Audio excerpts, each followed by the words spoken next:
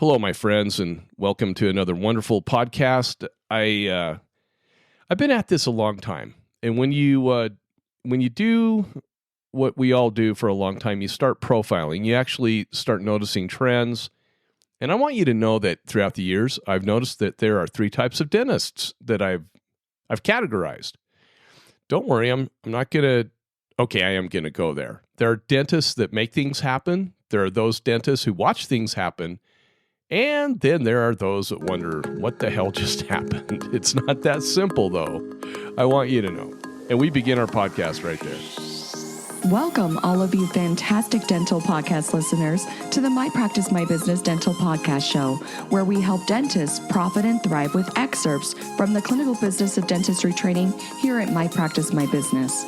We'll be addressing and answering questions with current trends dentists and their teams face each and every day in their pursuit of this wonderful career we call dentistry. And now the host of our show, the clinical director and president at My Practice, My Business, Dr. Rob Thorup. There are so many areas where I could start this topic, but I want to begin with one of my mentors back in the early 1990s. This individual was a well-known dental lab owner who I believe was oftentimes prejudged, misjudged, definitely misunderstood. Many of you knew Dr. Dick Barnes of Arrowhead Dental Lab here in Salt Lake City. Actually, Sandy City is where the lab's at. Dick passed away a few years back, but his legacy continues to go on with Arrowhead Dental Lab, which I think is fantastic. I absolutely loved and respected this guy, and I love and respect successful entrepreneurs like Dick Barnes. I know the hard work and sacrifice it takes to pursue one's dreams and make it happen. And however, there are many dentists in Utah, they refuse to give his lab a try. Because, as Dick told me, there are dentists who despise watching their colleagues become successful in something outside of their regular dental practice. And many of our colleagues, excuse me, guys, I'm just recovering from a lot of lecturing here. But a lot of us, we just don't want to make another dentist rich off of our hard work. That's why here at My Practice, My Business, we teach you guys how to increase net revenue. And then we just get paid off of that. And that's how consulting should be, right? So, but I'm definitely not one of those dentists. I supported him, Ultradent, CRA. I love seeing successful dentists that pursue other goals. And as the years went on, it really bugged Dick that Utah dentists had little to no support for his lab. And the reason for the lack of dental support in Utah was actually Arrowhead's pricing. Its Crown and Bridge pricing were more expensive than most Utah dental labs. And however, Arrowhead's lab work, you guys, was amazing and very consistent. It was just, and it still is to this day, very, very good work comes out of that lab. And as the years went on, Dick made a comment, though, that didn't go over too well with Utah dentists. And it was a comment that really upset what I call the good old boy network here in Utah. And as for me, and I as I say the good old boy network in Utah, I kind of wonder if in other states that there aren't the good old boy networks in the other states too that go on. Very interesting.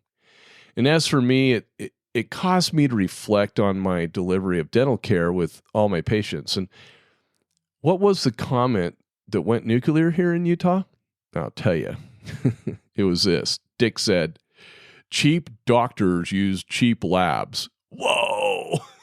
the Jedi of dental lab owners actually called out his colleagues.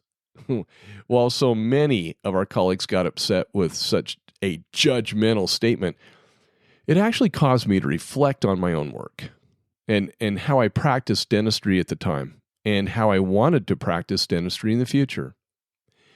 At the time Dick made the statement, I was using Arrowhead Dental Lab for my anterior cases, but I was using a less expensive dental lab for my posterior crowns, especially on those PPO plans that had such a low reimbursement rate for crowns.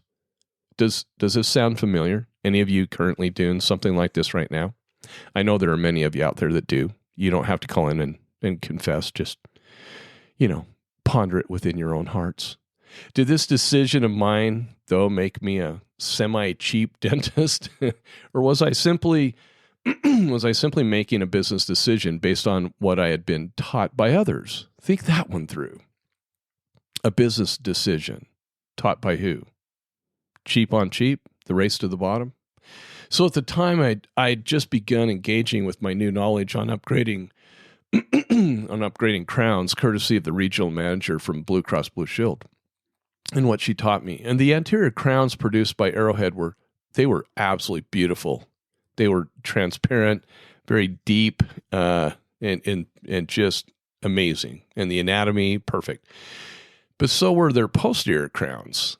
Yeah, I thought, well, this is stupid of me not to offer choice with posterior crowns and charge for the better ones from Arrowhead, right? Just like I did with their anterior crowns. And again, shouldn't it be the patient's choice? Right? Unfortunately, most, and I mean the large majority of you, have no idea how to offer choice to your patients, especially if you're on those PPO plans, and how to charge fairly for the services you provide with your PPO plans you take. And most definitely, the huge majority of dentists today do not know how to charge for upgraded products and services with PPO contracts, so you don't get yourself into trouble, right? Yeah, you're all scared. I get it. I was there 2 years into practice, and then after that, I was fine. As time went on, and especially after teaching thousands of dentists and dental team members, I began to observe an interesting trend across the board with everything from crowns to implants, composites, and more. The observations of crowns, though, will help with my investigational assessment that I want to share with you today. Years ago, I used to own a dental lab. And I don't recommend any of you do that. That's why I have a lot of respect for lab owners, especially dentists that are lab owners. Another long story. But yeah, so I know with which I'm talking about. So when ordering crowns from dental labs, dentists will typically fall into 3 categories. The first one you can label as either the cheap dentist or the business savvy dentist. Okay? This is the doc who orders the least expensive crown on the market. The crowns they order are typically $100 a unit or less. Imagine you are working on a patient where their PPO reimbursement rate is $700.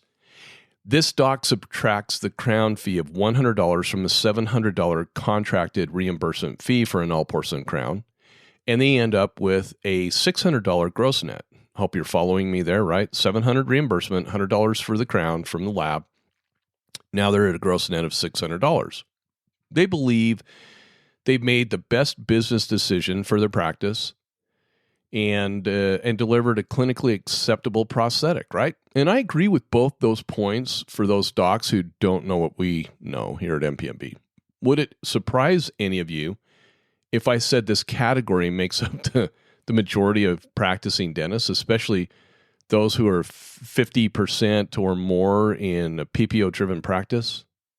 So it's interesting that this doc makes up over 65% of us in the dental field. And I'm being generous when I say 65% because there are other areas of the country where it actually makes up about 85% of the dentists, okay? The second doc is the one I call the conscientious doc. So doc 1 is the cheap doc. Doc 2 is the conscientious doc. And this conscientious doc, boy, say that fast 3 times. This doc wants to be able to sleep at night. So here's what they do. They don't want to order the cheapest crown or product, but they know they can't afford to order the more expensive one either. So they order the middle of the road crown. The all porcelain crown that runs about $130 in most areas. And the crown that has some shading in anatomy, but not the best craftsmanship a qualified technician can produce. You take that $700 PPO reimbursement fee now on that insured patient, you subtract $130 for that slightly better crown, and you have roughly a $570 gross net. And this doc makes up about sometimes around 20% of us in the dental field. Now, some of you are thinking, well, Rob, that's only a $30 difference. That's not a lot. Well, That's a lot when you're PPO driven. When you're in a PPO driven practice, that's actually when you start adding up all the crowns that you do, minus $30 extra. Yeah, that starts adding up in a hurry. And sometimes those cheap docs are able to get those crowns for less than $100. So kind of let that sink in. The question that I want you to ask yourself is this: who's the smarter business person? The cheap doc or the conscientious doc? It's obvious from any MBA program that the cheap doc is making actually the best business decision in most directions. Oh, sure, the argument can be made with the quality of the deliverable product, and if the patient will perceive that difference, and the longevity and the customer satisfaction, the feel and fit can all come into play. I get it. But overall, the conscientious doc loses in the business grading. But hey, at least they can sleep at night, right? Then there's the third doc. This doc is the one who orders the $200 all porcelain crown. This crown is made to, the exact standards on the lab script. It has beautiful shading that you listed down, customization on the occlusal surface that you might have placed, and hills and valleys where they're supposed to be, and more. This is the doc who only does the best. I only do the best. They also tend to have the following in common, though. Listen to this. They have no idea why they're working harder and making less. They refuse to cheapen their delivery of goods and services to increase profit margins, which I applaud them for. But so they what do? They cram the schedule more. They raise their fee-for-service fees, which only cost shifts from fee-for-service patients to the PPO patients when they're attempting to capture that higher profit margin. And sometimes they find themselves overdiagnosing. That's right.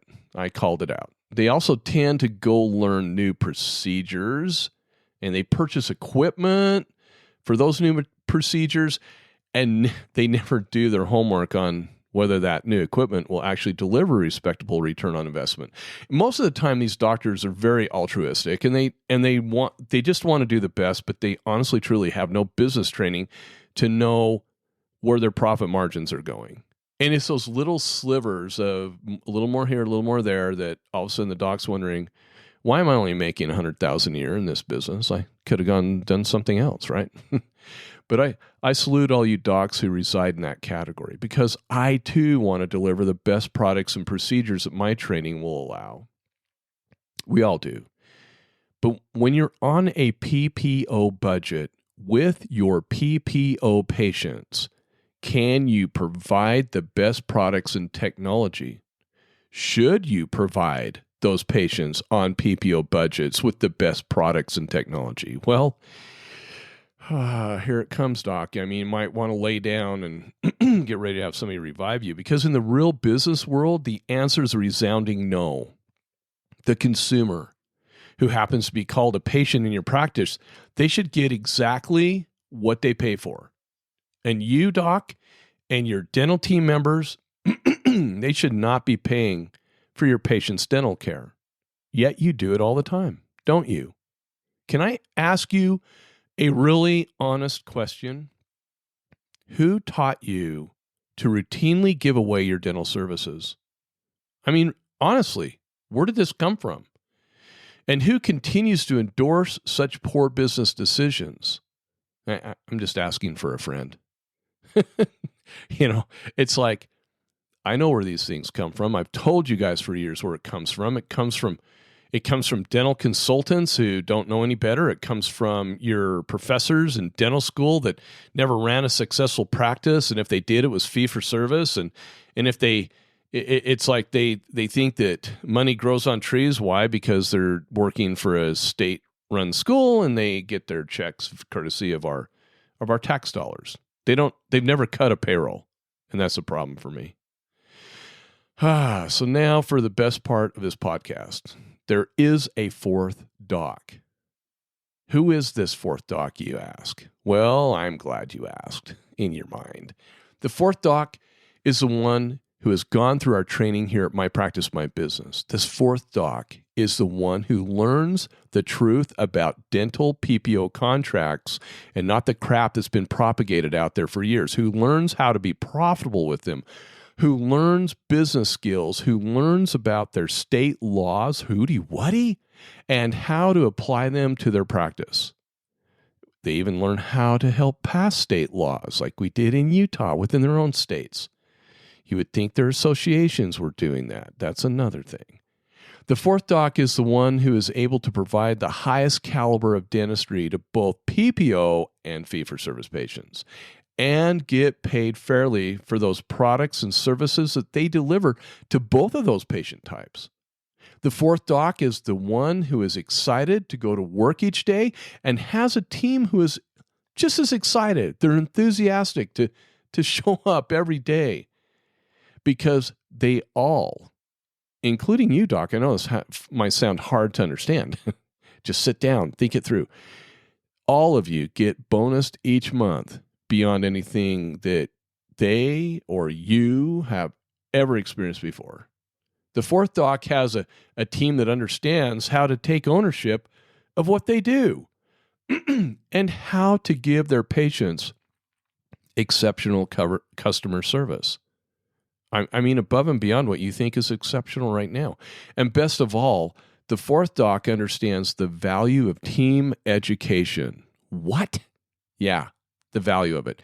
And they send their office managers and front office team members to our clinical business of dentistry office manager front office training, either here in Salt Lake or Hawaii. It's the same price, where they are taught by individuals who actually have business degrees in addition to dental degrees from where? Accredited schools of business and dentistry. Not the online versions. No, the real ones, where they actually get to learn real business skills and not the fluff and stuff that they're typically taught in all the conventions and places like that. Oh my gosh. The fluff and stuff that was taught at our convention this year, I cringed. I love both those people, but I cringe. Yes, my friends, the fourth dentist is not a unicorn. It's a doc who actually receives business training for themselves and their teams with measurable and trackable returns on their investment, which is something nobody taught us to do before. And this is exactly why we can guarantee our trainings here at My Practice, My Business. We invite you to become that fourth doc and sign up for our clinical business of dentistry team and office manager front office training for you, doc, and your dental team members, so you can experience what it means to reclaim forgotten profitability in dentistry again. You know, the profitability, you wonder where it went, what happened. There are those who make things happen, watch things happen, and wonder where their profits went. Well, thanks for being with me today. Initiate change. Embrace that change, because we look forward to serving you and your team as we change practices and change lives for the better here at My Practice, My Business. Thank you for being with us today. Since 2006, My Practice, My Business has been teaching dentists and their teams business skills, dental insurance contractual protocols, and state laws governing how to profitably bill patients fairly for the need-based services they provide. What's more, we guarantee our training, unlike other dental consulting companies in the industry. Simply stated, if you don't increase your net revenue, we don't get paid. We call it dental consulting the way it should be.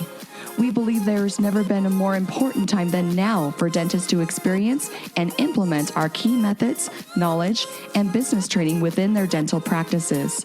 To learn more about our guaranteed, no-risk clinical business of dentistry training that is changing dental practices for the better, just go to our website, mypracticemybusiness.com, and surf our pages for additional information about our company and the services we provide. When you're ready, give us a call and get scheduled for the most profitable dental business training that you will ever experience. If you enjoyed our podcast, please leave us a 5-star review. If you have any questions, please don't hesitate to call us. Thank you again and have a fantastic day.